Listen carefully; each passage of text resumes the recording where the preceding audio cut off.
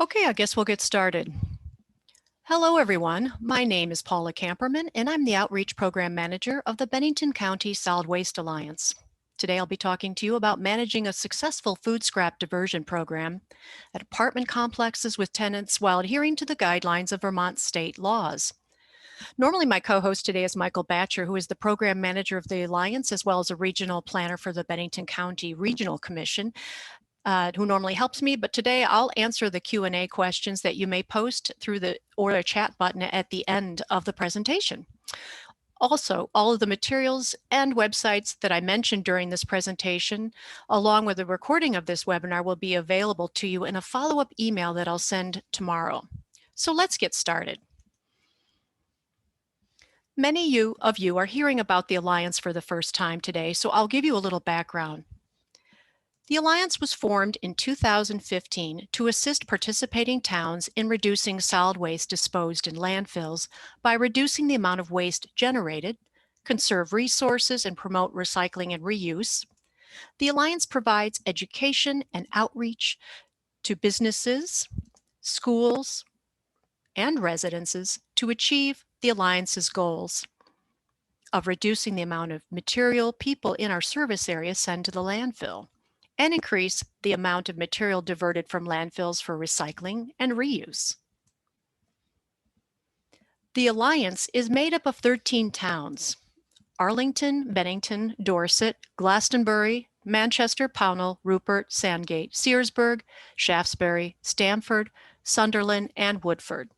The towns of Peru, Reedsboro, Londonderry, Landgrove, and Winhall, while in Bennington County, are not members of the Alliance. All of the businesses, residents, schools, and organizations located within the Alliance can take advantage of our services. Service the Alliance provides include solid waste audits, where we visit your business and review your waste management practices and offer technical assistance in managing your solid waste. This could include review of current recycling laws, provide resources to recycling items banned from the landfill, and provide communication pieces and signing for your staff about recycling, and suggest ways to possibly lower your solid waste hauling costs. We host household hazardous waste collection events during warmer months of the year. This service is also available to small businesses if you pre-register with us, which can cost less than having a dedicated pickup by hazardous waste collection companies at your location. We provide source information for the disposal of banned items such as computers and electronics, fluorescent bulbs, and paint through special recycling. Most of this information is available on our website. We also provide community outreach through presentations to groups and the public about recycling, composting, and waste reduction. A good example of this is making a presentation to residents of an apartment complex or condominium about food scrap diversion and proper recycling. Nearly half of all the waste produced globally is either organic or biodegradable. When sent to a landfill and allowed to degrade anaerobically, that's without the presence of oxygen, methane is produced, which is 30 times more powerful than carbon dioxide at trapping heat. The increases in greenhouse gas emissions is responsible for our climate change. So, when we reduce the amount of waste we generate, we reduce our need for additional landfill space while reducing our carbon footprint. Vermont's Universal Recycling Law adopted a food recovery hierarchy into law in 2012 to draw attention to our use of uneaten food and help guide consumers into making the highest and best use of their food. The most preferred method being source reduction, followed by food for people, then animals, then composting. When we reduce our consumption of food, and thereby reducing the amount of food scraps generated in the first place by shopping smarter, strategically planning meals with the foods we have on hand, less of our food goes to waste. When we do have leftover food, our first priority is to give it to people first through food pantries and other organizations. When we have lower quality food waste, we share that with animals and other agricultural uses. Any leftover food at this point should be composted or used in anaerobic digestion. In 2014, Vermont began requiring large food scrap generators like grocery stores, universities, and large hospitals to divert their food scraps from landfills to certified facilities. As of July 1st, 2020, smaller generators, including residents, are now required to divert their food scraps. This requires all residents to adjust the ways in which food is disposed of and, as landlords, implement a program for food scrap diversion. At the same time, it also must comply with the Vermont's Rental Housing Health Code. I'll spend the next few minutes outlining the details of those requirements. The first step is to assure that arrangements have been made for the removal of food scraps from all rentals, which can be done in a variety of ways. As you decide on which method of collection and disposal to use, consider that some tenants don't drive, or there may be insufficient space to manage scraps on site. A landlord has several options. The landlord can subscribe to a food scrap pickup service for tenants. If the landlord is already providing trash and single stream recycling on site to tenants through a commercial hauler, the hauler may also provide food scrap collection. The law gets a little murky here, as haulers are only required to offer pickup food scraps from commercial accounts and residential addresses with 4 or more units. However, the landlord of fewer than 4 units who is already receiving trash pickup from a hauler, that hauler may be willing to offer food scrap collection service as well. Many of the larger haulers are expanding their service, and newer companies are coming onto the market throughout Vermont to meet the increased demand for this service. If you as a landlord don't have a hauler or work with a hauler that doesn't yet provide the service, you can look up food scrap haulers at the state's website, vtrecycles.com. Another option is to ensure tenants bring food scraps to a drop-off location, such as a transfer station, farm, or community composting facility. Yet another option is to set up a backyard composting system or solar digester for tenants. And finally, landlords can require tenants to make an independent plan to manage their food scraps separate of their trash and recycling, so long as the landlord confirms that this is happening. Regardless of which of the options I've mentioned is chosen, in addition to trash and recycling bins, a landlord must provide durable and watertight receptacles for food scraps that are stored outside until they are either hauled away, brought to a drop-off, or composted. A properly managed compost bin or solar digester fulfills this requirement. Tenants may also take their scraps directly to the receptacles instead of placing them in another collection bin, as is typically done when food scraps are picked up by a hauler. Nor is an outside container required if tenants are taking scraps themselves directly from their kitchen to a drop-off such as a farm, community compost facility, or transfer station. Landlords are not required to provide kitchen containers, but may provide them as a way to encourage good food scrap management habits.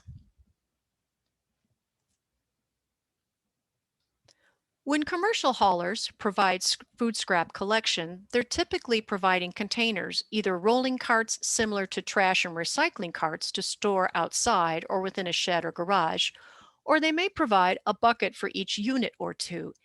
If the hauler does not provide a container while the scraps are stored outside, remember, the landlord must provide a receptacle.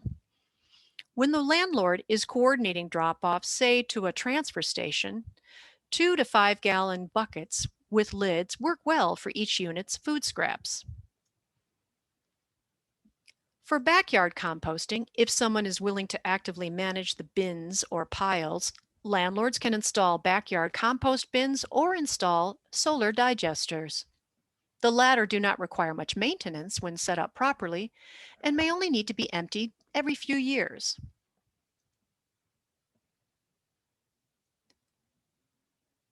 Furthermore, The code requires landlords to keep common areas and other parts of premises not used as a dwelling space in a clean and sanitary condition, free of trash, recyclables, and food scraps.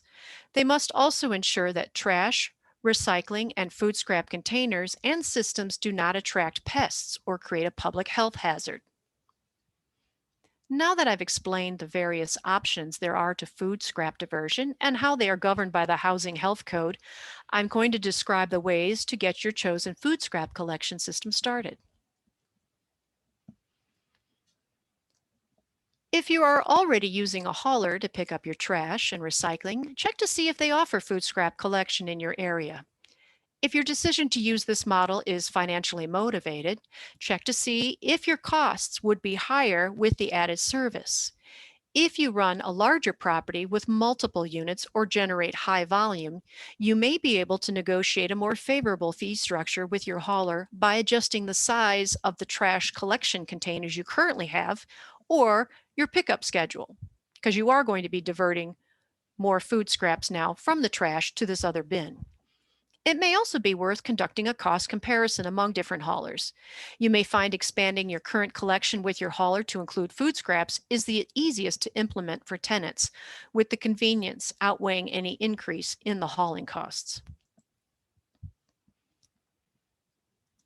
When using a hauler, keep in mind managing odors and pests around food scraps prior to pickup require adding carbons or browns as they're called, such as sawdust, mulch, wood shavings, leaves, shredded newspaper, coffee grounds, and other organic material on top of the food scraps stored in the tote or bin. Commercial haulers may provide an additional tote containing wood pulp or sawdust, which landlords and tenants use to apply on top of food scraps. So you'll need to make sure your collection location has enough space for the additional bins. The amount of sawdust or other browns, as they're called, added on top of food scraps will vary with the temperature and how full your bin is.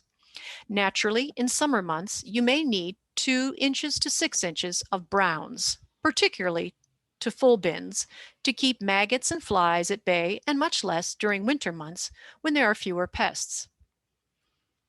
Packing sawdust down with a handheld garden tool will help control pests and maximize space in the bin between pickups.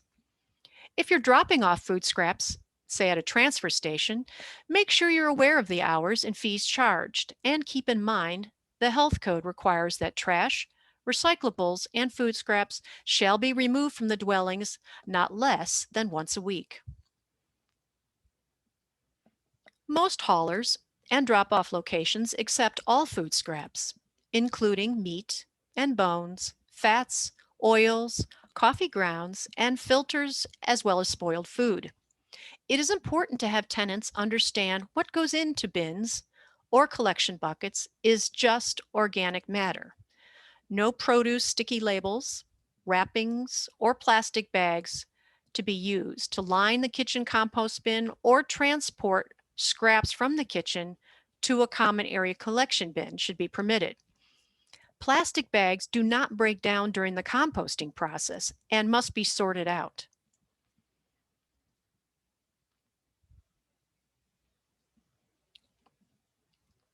Most haulers and drop-off locations accept all food scraps, meat and bones.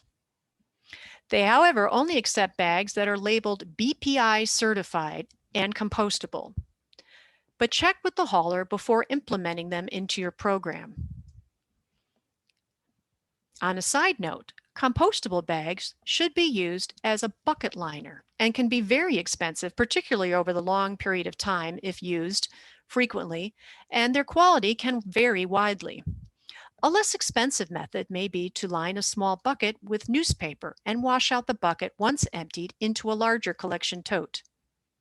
Hardware stores and online bulk wholesalers sell buckets with lids inexpensively. Some restaurants, bakeries, grocery stores, and food manufacturers end up with extra buckets on hand that they do give away for free. You can also check websites like FreeCycle or networks like Front Porch Forum, where they are sometimes advertised. If you maintain just a few residential units, composting food scraps in the backyard can be an easy solution if you or tenants you have are willing to actively manage the piles throughout the year. Compost bins can be made out of a variety of materials, but plastic compost bins purchased at hardware stores or through the Alliance during warmer weather months at scheduled sales can be an economical and easy way to get started. Tenants composting in the backyard should be reminded that leftover meat and bones should be placed in the trash rather than the compost bin, as their composting systems won't reach a temperature high enough to properly break down the animal material and can attract unwanted animals into the yard.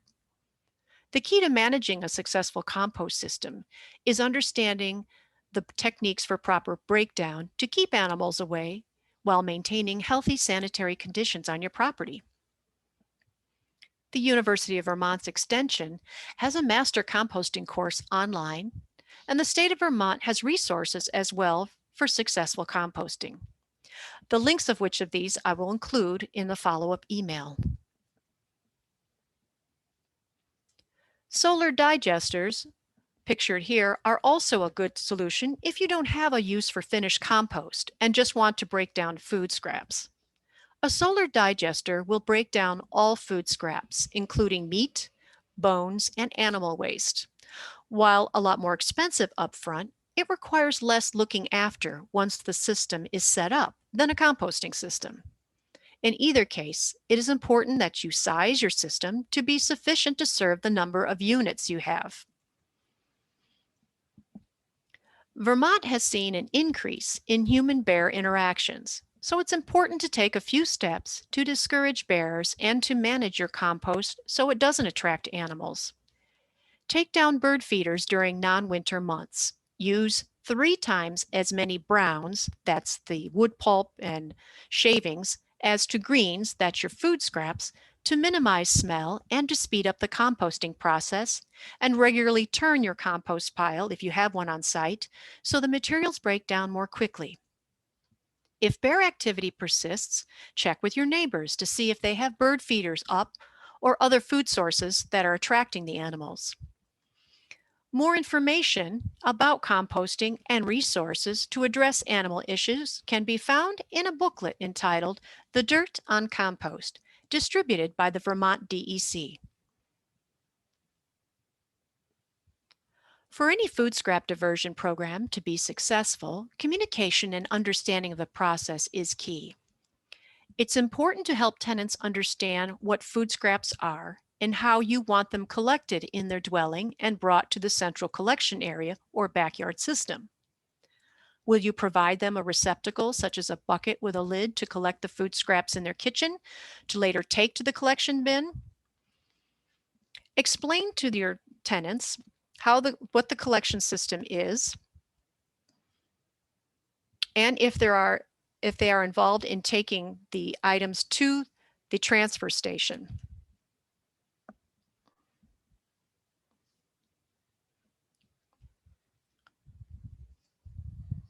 Hold on a second. I've suddenly gone backwards here.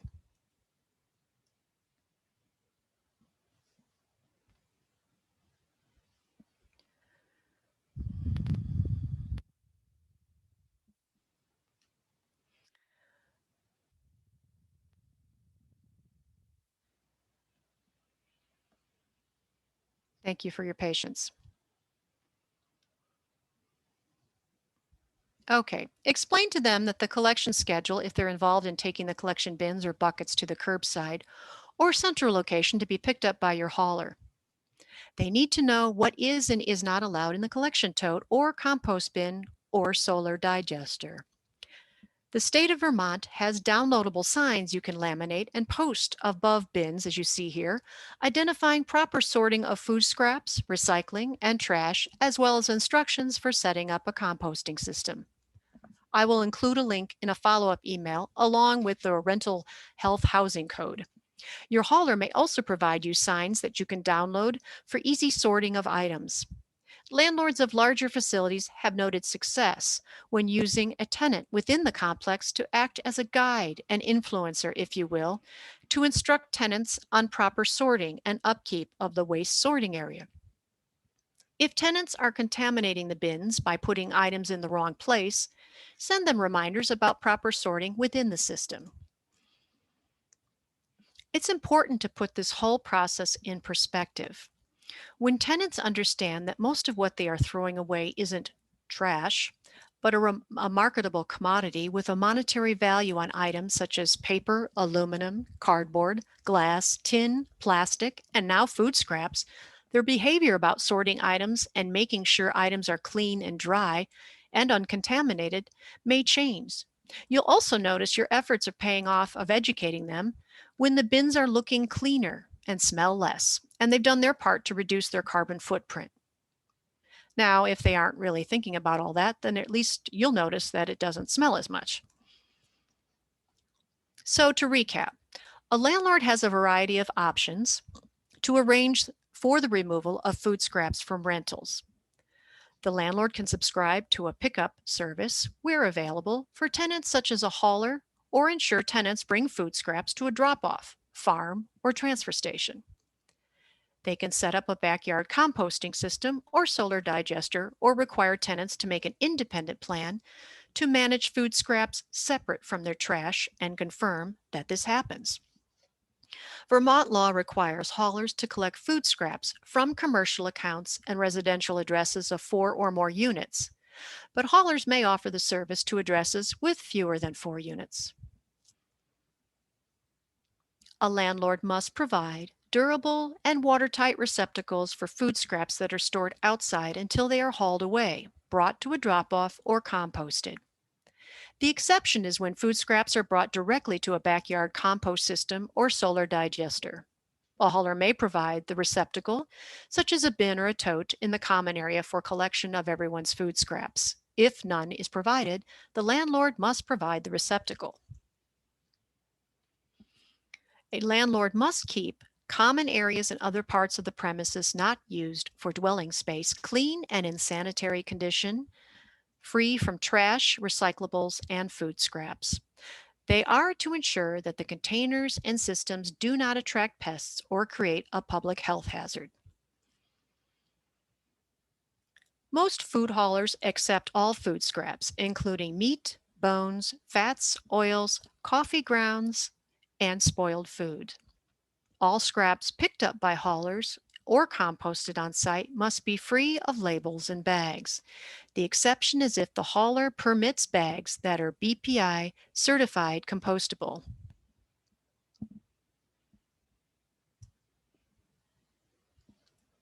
Landlords need to allow enough space for additional bins required to collect food scraps, and as well store sawdust browns to put on top of the food scraps, as well as supply adequate signing and information about the waste management program in place. Tenants composting on site may discard their meat and bones in the trash, since composting bins do not reach temperatures high enough to ensure proper breakdown and to avoid attracting animals and pests. Tenants using solar digesters may add meat, bones, and animal waste to their systems. Proper education to tenants and signing will go a long way to a successful waste management system. Landlords should partner with a tenant to help educate and communicate to tenants about correct sorting when there is contamination, to ensure highest and best use of recycled material. As an added point not previously mentioned, we encourage larger properties especially to consider offering the separating of banned items from trash, such as electronics or e-waste, be held separately and brought to a transfer station. It doesn't take a lot of time or space, but spares precious elements that can be recycled and potentially combustible components such as lithium batteries from being landfilled and known to start fires. These items can be taken to the transfer station and recycled in a safe manner. In addition, architectural paint, still in liquid form, that may be collecting on site can be dropped off for recycling at several area retailers in quantities of up to 5 gallons a day in its original container. Any paint that is hardened should be disposed of in the trash.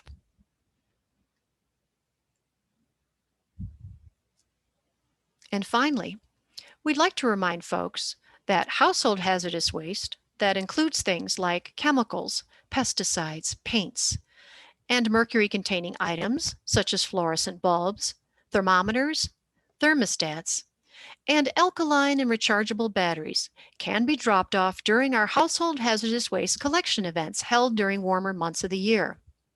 Follow us on Facebook or see our ads in the Vermont News Guide for scheduled dates and locations.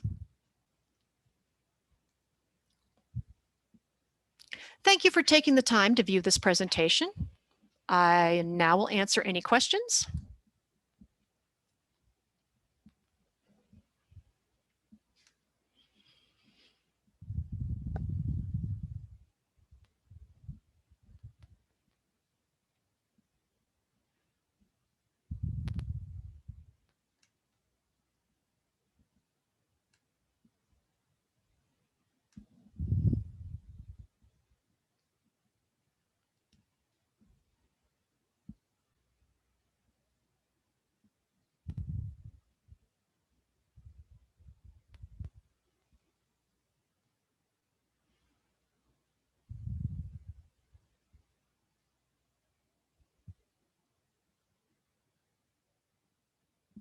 I'll give another minute if there are no other questions.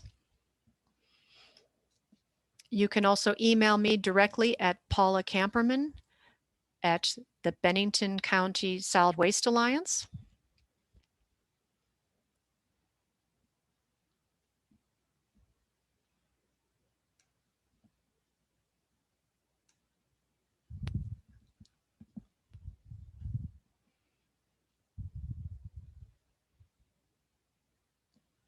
Okay, since we don't have any questions, I will end this presentation. Thank you all for your participation, and I will email you directly a copy recording of this presentation, as well as all the links that I've mentioned and materials.